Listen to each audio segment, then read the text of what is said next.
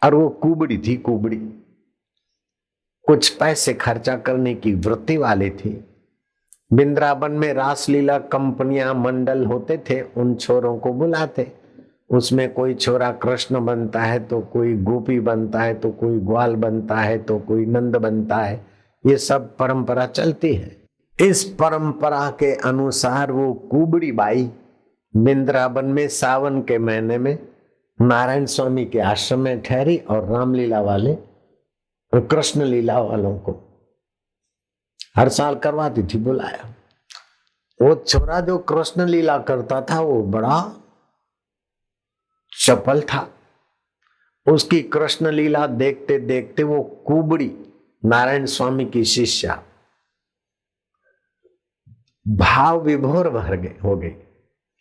और कृष्ण लीला में जब श्री कृष्ण व्रज से मथुरा जाते और रास्ते में कुबड़ी मिलती है और फिर कृष्ण कहते हैं कि तू मुझे अंगराग दे, ओ सुंदरी अंगराग दे। सुंदरी नहीं सुनती, ओ सुंदरी अंगराग दे। सुंदरी ने देखा कि और तो कोई है नहीं सुंदरी, मुझे ही कह रहे हैं, तो सुंदरी का भी चैतन्य तो सुंदर है, बोल सुंदर क्या चाहिए, लो। कृष्ण ने कहा लो अंगराग दे दो, लो लो लो लगाओ। ले तो जा रही थी कंस के आगे, लेकिन प्रेम देवता के आगे धन और सत्ता कोई माना नहीं रखती। आप अभी प्रेम देवता के प्रेम से तो बैठे, धन के प्रलोभन अथवा सत्ता के भय से थोड़ी आए। ये प्रेम देवता की तो प्रेमा भक्ति से आप बैठे हैं, पावन हो रहे। वो कुबड़ी प्रेम में भर गई, लो। और श्री कृष्ण ने उसका अंगराग लिया। अब कुछ लेते हैं ईश्वर तो देने के लिए, तो कुबड़ी के पैर पर पैर रखा, ठोडी को झटका मारा और कुबड़ी हो गई सुंदरी। वो दृश्य जब वो वृंदावन का छोरा कृष्ण बनकर दिखा रहा था तो नारायण स्वामी की शिष्या उस छोरे को साक्षात कृष्ण रूप मानकर प्रभु इस कुबड़ी को ठीक कर दिया। तो मैं भी कुबड़ी हूं, मुझ पर कृपा क्यों नहीं करते माधव केशव, हे केशव, हे कृष्णा, हे कृष्णा। और उस छोरे को भी क्या सूझा कि सचमुच जो कुबड़ी थी उसके पैर पे पैर रखा और मारी ठोडी को झटक को ठीक ठाक हो गई। नारायण बापू की चेली मानना पड़ेगा कि ईश्वर की सत्ता में विश्वास रखने से, ईश्वर की सत्ता को स्वीकार करने से, ईश्वर की सत्ता का आदर करने से अंतर्यामी ईश्वर अथवा तुम्हारा मन में आया तो ईश्वर इष्ट देव है, बुद्धि में आया तो ईश्वर तुम्हारा अंतर्यामी है, और बाकी विभू व्याप्त है तो ईश्वर ब्रह्म है। कब किस रूप में ईश्वर तुम्हारे द्वारा क्या लीला कर दे, उस वृंदावन के कमा के पेट भरने वाले छोरे को तो पता भी नहीं होता है कि कुबड़ी में से सुंदरी कैसे बनती है। लेकिन वो तो नाटक की कुबड़ी को तो सुंदरी बना दिया, ये सचमुच में कुबड़ी को भी ठीक ठाक कर दिया। ये कैसी भगवान की सत्ता है, बिल्कुल घटित घटना है। तो इस भगवान की सत्ताओं का सत्संग लीला आस्वादन करते करते आपको संसारी जो सुख है उसे कहते हैं ऐन्द्रिक सुख, विषय विकारों का सुख। आंख देखने के सुख के पीछे घसीटती है, नाक सूंघने के पीछे, जीभ चटोरेपन के पीछे, तो महाराज त्वचा स्पर्श और सेक्स के तरफ तुम्हारे को गरकाव करती है। लेकिन जब भगवान की लीला सुनते हो, भगवान अगर साकार होकर प्रकट नहीं होते तो हम भी भगवान को निराकार निराकार मानते हुए जाते, चर्च में मत्था टेकते जाते, मस्जिद में नमाज पढ़ लेते और बाद में मजा लेने के लिए शराब कबाब और क्या क्या करते। हमारे जीवन में वो रस नहीं आता। लेकिन हमारा सौभाग्य है कि हिंदू धर्म में हमारा जन्म हुआ है और भगवान साकार रूप में आते तो उनकी लीलाओं का चिंतन करते करते हम चिन्मय सुख के अधिकारी हो जाते हैं। देखने सूंघने चखने विकारी सुख में जीने वाले जीव भी निर्विकारी नारायण की भक्ति का, कीर्तन का, ध्यान का और इश्क इलाही, इश्क मिजाजी, इश्क नूरानी जो हिंदू धर्म में प्रेमा भक्ति, अनुरागा भक्ति, परा भक्ति है, वही इस्लाम धर्म ने स्वीकार कर दिया। इश्क इलाही, इश्क नूरानी, इश्क मिजाजी। तो हमें वो इश्क नूरानी, इश्क मिजाजी, इश्क इलाही, प्रेमा भक्ति, अनुरागा भक्ति, पराभक्ति का हमें सुअवसर मिलता है। श्री कृष्ण ने बचपन में अपने किसी ग्वाल को कहा कि भाई तुम नृत्य कला में होशियार हो तो मुझे नाचना सिखा दो। तो बोले ऐसे कोई सिखाएंगे क्या, गुरु बनाओ तब। अरे बोले गुरु महाराज, पत्रम पुष्पम दे दिया, गुरु महाराज मुझे सिखाओ। बोले चलो चेला जी। वो चेला जी चले, गुरु महाराज सिखा रहे हैं, अब हाथ ऐसा करो, हाथ ऐसा करो, फुर्ती से करो, ये करो वो करो। ये करने वे करने में श्री कृष्ण से हो गई चूक और गुरु महाराज ने लगा दी थप्पड़ तुम्हारे गुरु को। ग्वाल ने लगा दी थप्पड़ कृष्ण जी को। तो दूसरे ग्वाले जो कृष्ण को प्रेम करते वो रूठ गए, ये काय को मारा कृष्ण को। अरे बोले नाचता नहीं, सीखना आया तो फिर आज्ञा माननी चाहिए। अरे बड़े आया तू आज्ञा करने वाला, कृष्ण को क्यों मारा। वो सब रूठ गए तो कृष्ण भी उनके पक्ष में रूठ के बैठ गए। अब वो आया ग्वाला, बोले तुम तो नृत्य सीखने को मुझे गुरु माना था। तो बोले तुम तो हो ही हो गुरु, तो तुम मेरे को गुरु मानते हो कि हाँ, गुरु मानते हो मेरे को कि हाँ मानता हूं, तभी तो तुम्हारे कहने में मैंने किया, जरा सा हाथ इधर उधर हुआ तो तुमने थप्पड़। अरे तो गुरु मानते हो ना। बोले हाँ मानते। तो गुरु की बात मान लो। बोले कहो गुरु जी क्या बात है। बोले चलो उठो हमारे साथ नाचो। बोले चलो नाचते। कैसा चेला है, अभी तो रूठ के बैठा है और वो बोलता तुम मुझे गुरु मानते हो कि नहीं मानते हो। क्या मानता हूं, तो मेरी बात मानो, उठो, भूल जाओ जो हुआ, नाचो। नाचने लग गए, सीखो, सीखने लग गए। श्री कृष्ण के जीवन में बुद्धि का जितना आदर है गीता में और किसी मजहब में नहीं। मनुस्मृति है, 11 को एकादशी क्यों करे, 10 को क्यों ना करे। बोले मनुस्मृति में लिखा है, धर्म ग्रंथ में लिखा है, ऐसा करना चाहिए। एकादशी को चावल खाने से पाप लगता है, एक एक चावल कीड़ा खाने जितना पाप लगता है। बोले ये कैसे। बोले लिखा है, साइंटिफिक तो एक और कोई है कारण, लेकिन लिखा है धर्म में, कुरान में, बाइबल में आप पढ़ के देखो तो बुद्धि ग्रंथ में जो लिखा है वो मानने के लिए बुद्धि काम आती है। लेकिन यहां श्री कृष्ण कहते हैं बुद्धि योग उपाश्रित, बुद्धि का बड़ा आदर कराते। सम दुख सुख स्वस्थ, दुख और सुख आए आप अपनी बुद्धि को डामाडाल होने मत दीजिए। आपकी बुद्धि में समता रहेगी तो विश्वनीयता परमेश्वर तुम्हारा अंतर का प्रेरक रहेगा, अंतर्यामी ईश्वर होगा। उस अंतर्यामी ईश्वर के लिए श्री कृष्ण कहते हैं तमेव शरणम गच्छ सर्वभावेन भारता तत्प्रसादात् पराम शांतिम स्थानम प्राप्यसि शाश्वतम।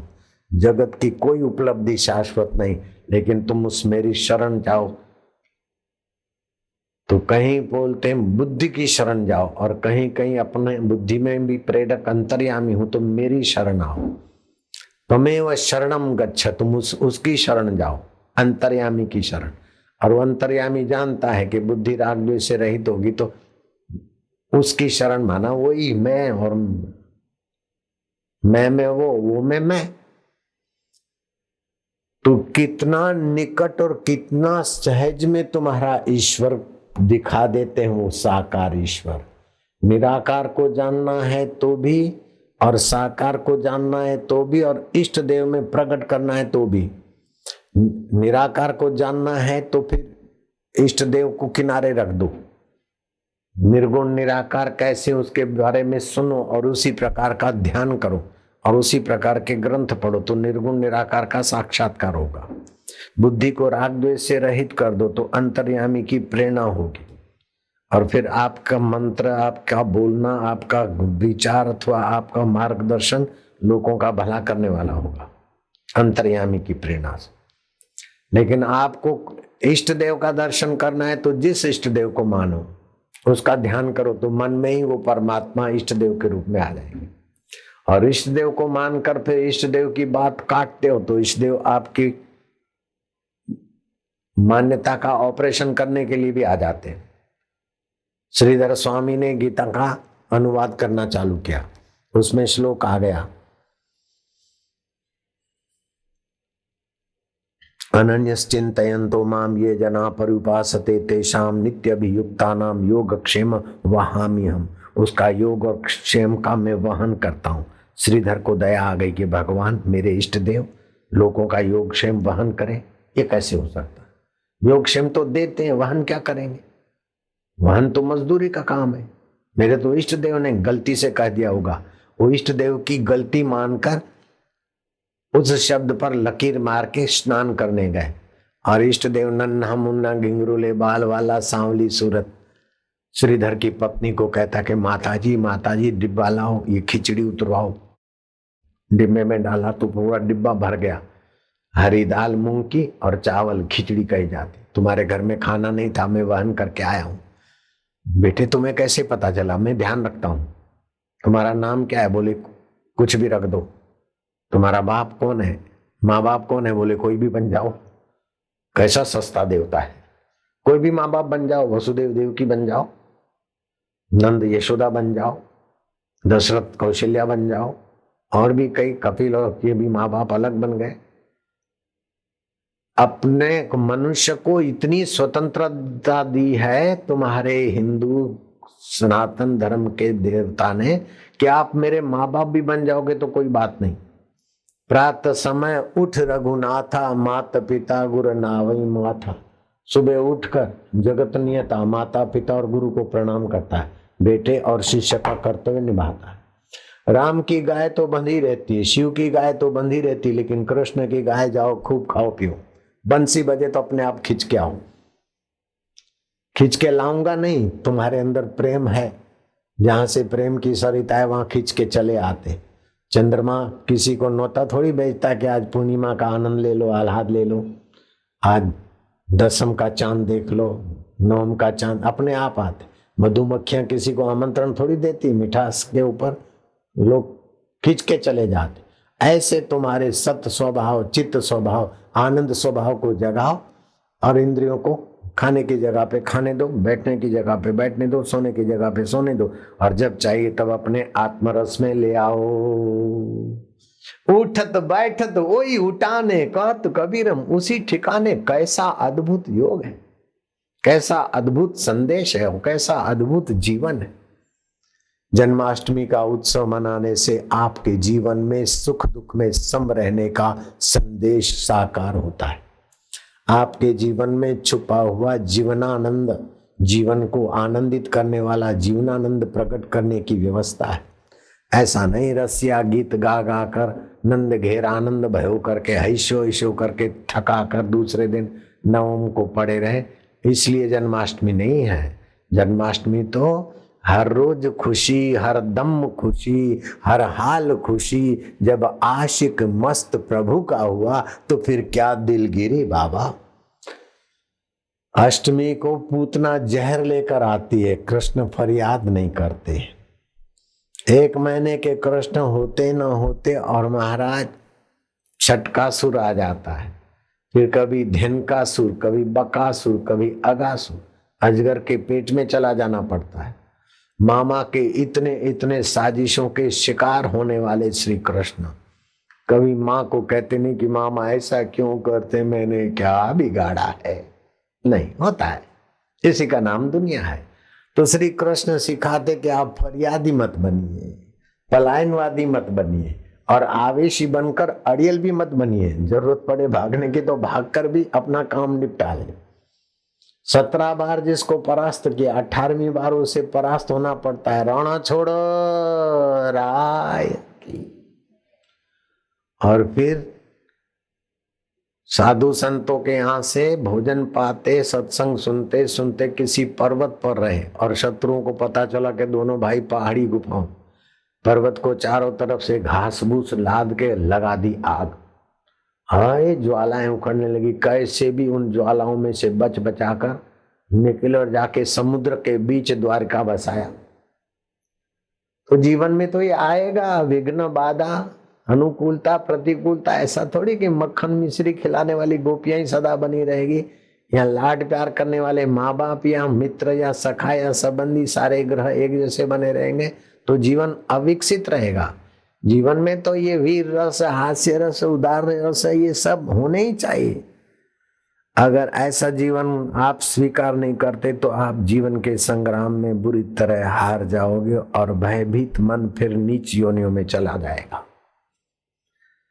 श्री कृष्ण ऐसे प्रेम के देवता हैं कि उनके हिंदू तो भक्त है लेकिन मुसलमानों ने भी फायदा लेने में कमी नहीं रखी।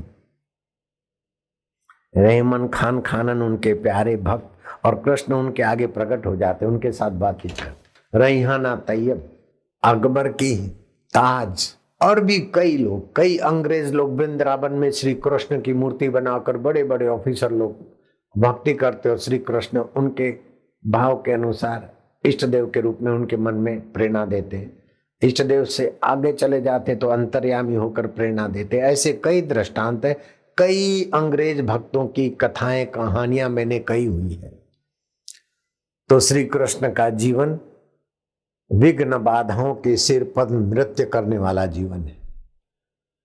ऐसा नहीं कि श्री कृष्ण के बेटे और पोते बड़े आज्ञाकारी थे, श्री कृष्ण को कुछ का कुछ सुना देते।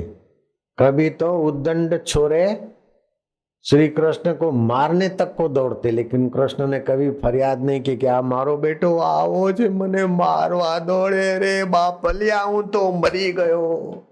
मैं तो आया था सुख शांति देने और मेरे बेटे मेरा कहना नहीं मानते।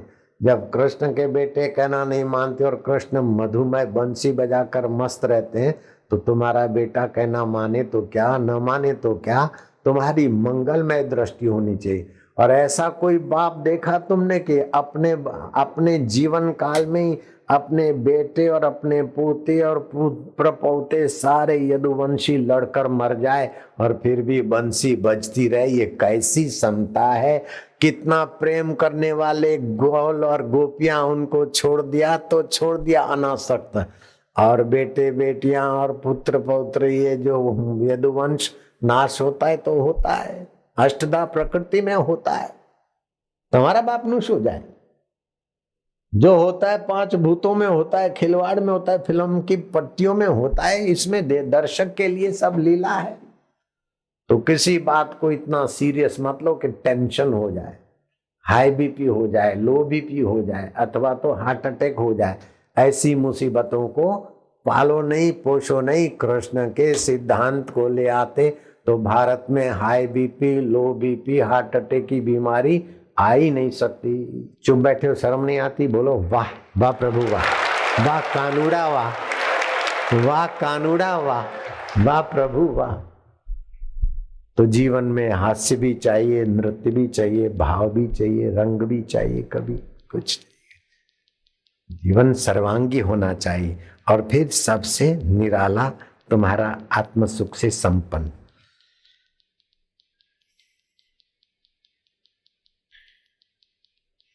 अर्जुन दुखी हो गए थे, श्री कृष्ण का साकार दर्शन कर रहे थे, लेकिन श्री कृष्ण को ब्रह्म रूप में, आत्म रूप में नहीं जाने थे।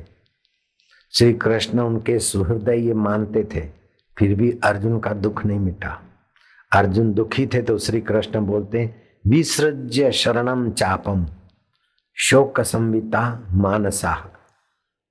अर्जुन का दुख कैसा है? बोले मानसिक दुख से ऐसा भरा हूं कि सारी मनोवृत्तियां, मन के आकार, मन के प्रकार, मन के संस्कार, विकार शोक से सिगन है। दुख से निराश हो गया, उत्साह ठंडा हो गया है। कृष्ण कहते हैं ये नहीं चलेगा। दुख से दुखी हो जाओ, निराश हो जाओ, हताश हो जाओ, उत्साह ठंडा हो गया तो फिर तो तुम मर गए।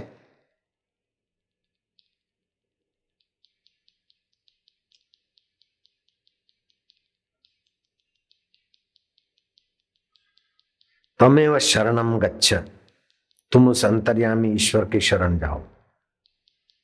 गतिर भर्ता प्रभुर साक्षी निवास शरणम सुहृत। जो सबको गति देता है, सबके मन का साक्षी है, जो सबके अंतर में निवास करता है, उसकी शरण जाओ। तमेव शरणम गच्छ, ईश्वर की शरण में जाओ। अथवा तो मामेकम शरणम व्रज, नहीं तो मुझ एक की शरण आ जाओ। 4 प्रकार की शरण। एक तो गति शक्ति देने वाला, दूसरा इष्ट, तीसरा सर्वंतर्यामी, और चौथा मैं तुम्हारे सामने, जो मैं कहूं ऐसा करो। मैं आपका शिष्य हूं। तो भगवान की शरण जाने से अर्जुन को हुआ, अर्जुन ने कहा नष्टो मोह स्मृति लब्ध हुआ, उपदेश सुना, मेरा मोह नष्ट हो गया। तव प्रसादात, तुम्हारी शरण आया उसी के प्रसाद से। नष्टो मोह स्मृति लब्धवा तव प्रसादात मया अच्युत स्थिरो अस्मि, अब मैं स्थिर हो गया कि मरना मारना सब खिलवाड़ है, सुख दुख सब खिलवाड़ है, हार जीत सब अष्टधा प्रकृति में है। पुण्य पाप भी जब तक इंद्रियों में है, मन में है, तब जब बुद्धि योग होता है तो पुण्य पाप को आदमी लांघ जाता है। जीवन इसीलिए मिला है बुद्धि योग। श्री कृष्ण कहते हैं बुद्धि योग उपाश्रित मत चित्त सततम भव। आप बुद्धि योग की उपासना करो। बड़े पीर की भक्ति तो कर करके मर गए कई, बड़े देवता ये सब ठीक है अपनी अपनी जगह पर, लेकिन आप अपनी बुद्धि की शरण जाओ। तमेव शरणम गच्छ सर्वभावेन भारतः तत्प्रसादात् परम शांति, परम शांति को उपलब्ध हो जाओ। और ये आपको कहीं जाना नहीं पड़ेगा। बुद्धि योग तो आपके व्यवहार में दिन में 10 बार आएगा। मिर्ची ज्यादा डाल दी, नमक ज्यादा डाल दिया, कम, हाय हाय हाय नहीं, हरी हरी हो गया तो हो गया, हाय हाय काय को करते। तपेली गिर गई तो गिर गई, हाय तपेली गिर गई, अरे काय को रोती, गिर गई तो गिर गई, फिर से उठाओ आगे बढ़ो। कपड़ा फट गया, इसने मेरे को ये कहा, अरे जो हुआ सो हुआ। समत्व योगम उच्चते।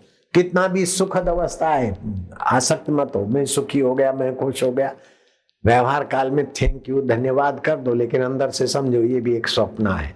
सुख भी स्वप्न है, दुख भी स्वप्न है, सफलता भी स्वप्न है, विफलता भी स्वप्न है, धनी होना भी स्वप्न है और निर्धन होना भी स्वप्न है, चीकू खाना भी स्वप्न है और जामफल खाना भी स्वप्न है। हम हैं अपने आप हर परिस्थिति के बाप। इस प्रकार उस परमेश्वर स्वभाव का चिंतन करो, ज्ञान प्राप्त करो, प्रतिदिन ध्यान करो, उस ब्रह्म परमात्मा का ध्यान करो। फिर तुम व्यवहार जगत में इंजीनियर डॉक्टर जो भी हो, अच्छे जगह पे तुम्हारे कदम पड़ेंगे। ऐशो ऐशो करके मजदूर मत बनो, अपने आत्मा में विश्रांति लो। ध्यान के समान कोई तीर्थ नहीं, ध्यान के समान कोई यज्ञ नहीं, ध्यान के समान कोई तप नहीं, ध्यान के समान कोई दान नहीं। इसीलिए हे पार्वती तस्मात् ध्यानम समाचरित। शिव जी ने पार्वती को वामदेव गुरु से दीक्षा दिलाई और ध्यान की महिमा गवाई बताई। और पार्वती जी ध्यान करती है, नील वर्ण दिखता है, प्रकाश दिखता है, कभी शरीर में कंप होता है, जाओ अपने गुरु से पूछो। गुरु ने कहा सती, ये जब अंतरात्मा की चेतना जगती तो ये प्रकृति में होता है। रजोगुण की प्रधानता से रंग बेरंगी रंग दिखते हैं, सतोगुण की प्रधानता से प्रकाश दिखता है, लेकिन ये सब गुण है। तुम और जैसे शिव जी निर्गुण नारायण स्वभाव में जगे, ऐसे आगे बढ़ो।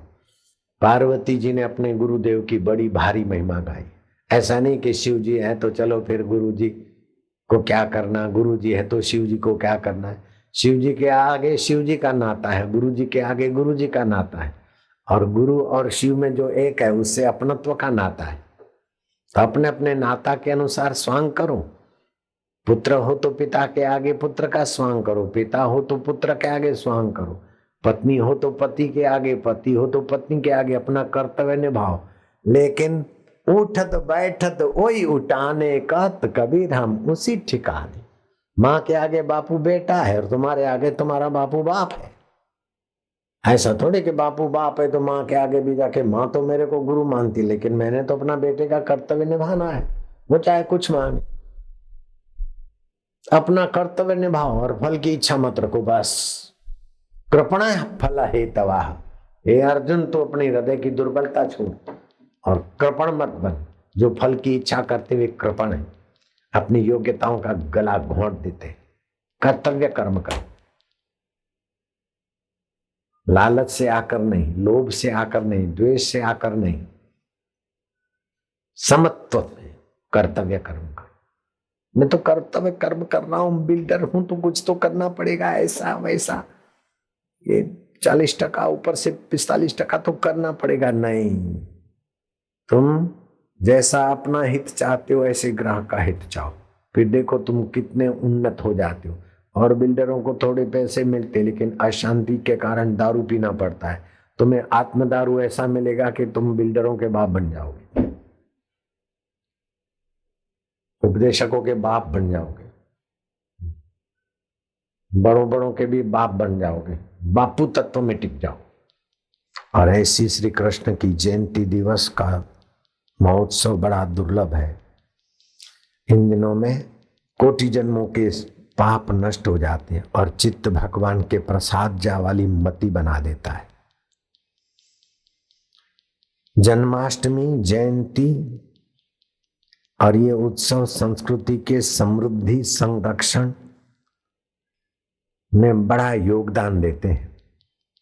भगवत सत्ता के प्रति आशा और विश्वास जगाते हैं। अपने कर्तव्य और तटस्थता, उदारता और बहुजन हितायता की मति में बड़ी पुष्टि देते हैं। भगवान की जयंती और महापुरुषों की जयंतियों ने भारतीय संस्कृति को जीवित रखा है। 4 संस्कृति प्राचीन, यूनान की संस्कृति प्राचीन, रोम की प्राचीन, मिस्र की प्राचीन और भारत की संस्कृति प्राचीन। और 3 संस्कृतियों को तो धर्मांतरण वालों ने अजायब घर में धकेल दिया, लेकिन भारतीय संस्कृति को धकेलने वाले खुद मौत की खाई में धकेले गए।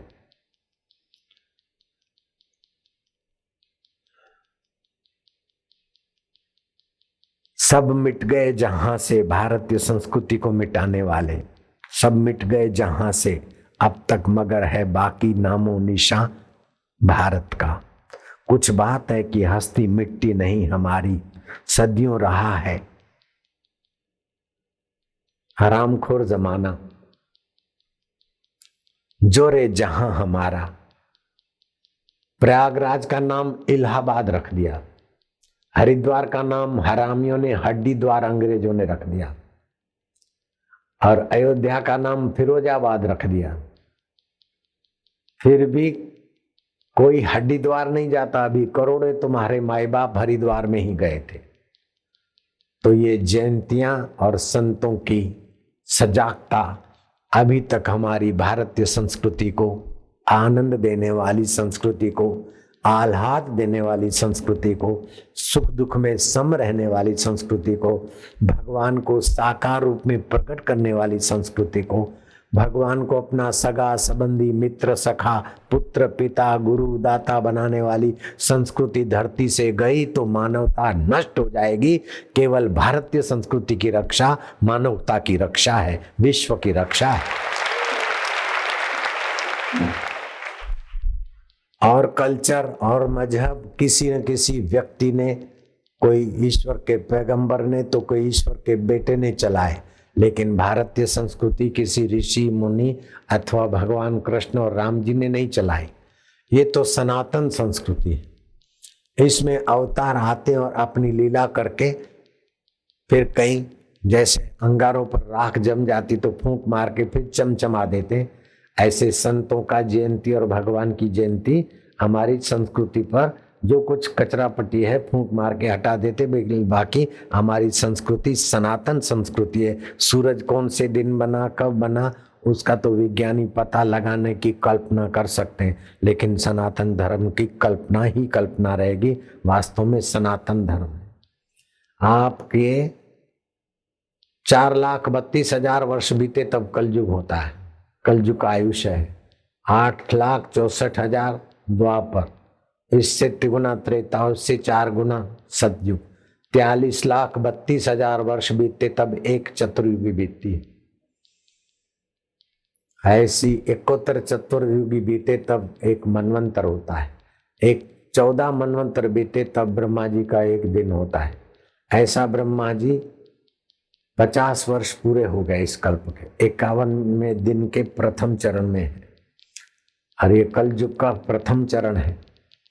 5232 वर्ष हुए और ऐसे ब्रह्मा जी धरती पर बालू के कण गिन सकते हो, लेकिन ब्रह्मा जी कितने होकर चले गए नहीं गिन सकते हो। ऐसी तुम्हारी प्राचीन संस्कृति है।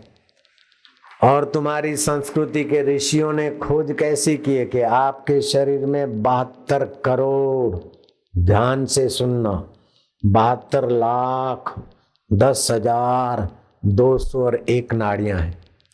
उसमें 10 नाड़ी मगज के दाएं तरफ, 10 बाएं तरफ, 20-21वीं नाड़ी तालु में है। आप तालु में जीभ लगाकर पढ़ते, याद करते या ध्यान करते, वो स्थायी स्वभाव बन जाता है। और 22वीं नाड़ी है ब्रह्मचर्य पालन करके ब्रह्म ज्ञान सुने तो ब्रह्म परमात्मा का साक्षात्कार हो जाता है। जो सारी सृष्टि का संचालन तत्व है उसका भी तुम साक्षात्कार कर सकते हो। जैसे ब्रह्मा जी ने साक्षात्कार किया, विष्णु जी ने किया, शिव जी ने किया, कृष्ण जी ने किया, राम जी ने किया, कबीर जी ने भी वही साक्षात्कार किया, वशिष्ठ ने भी वही किया और तुम और हम वही कर सकते हैं। कितनी उदार संस्कृति में तुम्हारा जन्म हुआ है। और मजहबों में तो आया है कि कुरान में लिखा है आप मान लो, बाइबल में लिखा है आप मान लो, हिंदू धर्म में भी मनुस्मृति में लिखा है, धर्म ग्रंथ में आप मान लो, लेकिन गीता कहती है नहीं, आप जान भी लो। बुद्धि का आदर गीता ने जितना किया है और मनुष्यों को, भक्तों को गीता ने जितनी स्वतंत्रता दी है, साहस दिया है, शक्ति जगाकर सर्वोपरि बनाया है, ऐसा शायद किसी ने किया हो, मुझे ध्यान में नहीं। ग्वाल को गुरु बनाते और ग्वाल तमाचा मारता, रूठ के बैठ जाते। वो बोलता है मैं तेरा गुरु हूं कि नहीं हूं, तो मेरी आज्ञा मान। बोले कहो, बोले चलो खेलो, नाचना सीखो, सीख रहे लो। ये कैसे भगवान है? छे कोई शर्म, छे कोई हट, छे कोई ईगो। वो जानते सब ग्वालों के रूप में मैं ही तो हूं। उनकी गाय चरती, जब बंसी बजी अपने आप खींच के आती है। राम की गाय बंधी रहती है, शिव की गाय बंधी रहती है, लेकिन कृष्ण की गाय जाओ चरो, बजी बंसी अपने आप खींच के आओ। कैसा मधुमय जीवन है, कैसा रसमय जीवन है, कैसा सारमय जीवन है। और पूरे विघ्न बाधाओं में जूझ रहे, पराये घर लेवा गए ऐसा नहीं। कई बार विघ्न बाधाओं में तो ऐसी हालत हो कि सामान्य आदमी तो रो रो के मर जाए शोक कर करके, लेकिन श्री कृष्ण ने कभी उदासी की वृत्ति नहीं दिखाई। बंसी बजती रही, गीत गूंजते रहे, हर हाल में खुश। तो हमारा सौभाग्य कि हमें गीता का ज्ञान सुनने को मिलता है और गीताकार की जयंती मनाने का अवसर होता है। और गीताकार को रिमोट कंट्रोल से हम नाच नचाने में भी सफल हो रहे और वो नाराज नहीं होता। ये कैसा देवता है? किसी और मजहब के किसी गुरु का पोज बनाकर उस गुरु से आप रिमोट कंट्रोल करके उस गुरु से काम लो तो नाराज हो जाएंगे कि हमारे गुरु गोविंद सिंह से ऐसा करवाया, हमारे गुरु फला, बड़ा बवाल मच जाता है। लेकिन ये गुरु के गुरुओं को तुम कैसे भी नचाओ, कोई प्रॉब्लम नहीं, कोई वैष्णवों को ऐतराज नहीं है। अभी नचाएंगे बापू तुम्हारे गुरुओं के गुरु को, लो घूम जाओ उधर देखो क्या कर रहे हैं, घूम रहे हैं कि नहीं घूम रहे। अब इधर ये करो, देखा, अब ये करो, हाथ ऊंचे कर लिए, हाथ नीचे करो। कैसे आज्ञाकारी भगवान बन जाते। अब उधर कृष्ण तुम चक्र चलाओ, जल्दी करो लाला। लो कृष्ण कहने में मटकी फूटी धड़ाक से, ठहरो, रुको, अब रुक जाओ। चक्र चलाया, मटकी फोड़ दी, मेरे कहने से फोड़ी, और वो भी रिमोट कंट्रोल से। है कोई देव को कोई चिंता है, कोई फिक्र है कि मेरी इज्जत गई, मैं रिमोट कंट्रोल वाला बन गया, इतना बड़ा भगवान? कहीं वांधो नहीं। नारायण हरि। फिर से राम जी कृष्ण जी अभी मटकी फुलवाऊंगा इन देवताओं से।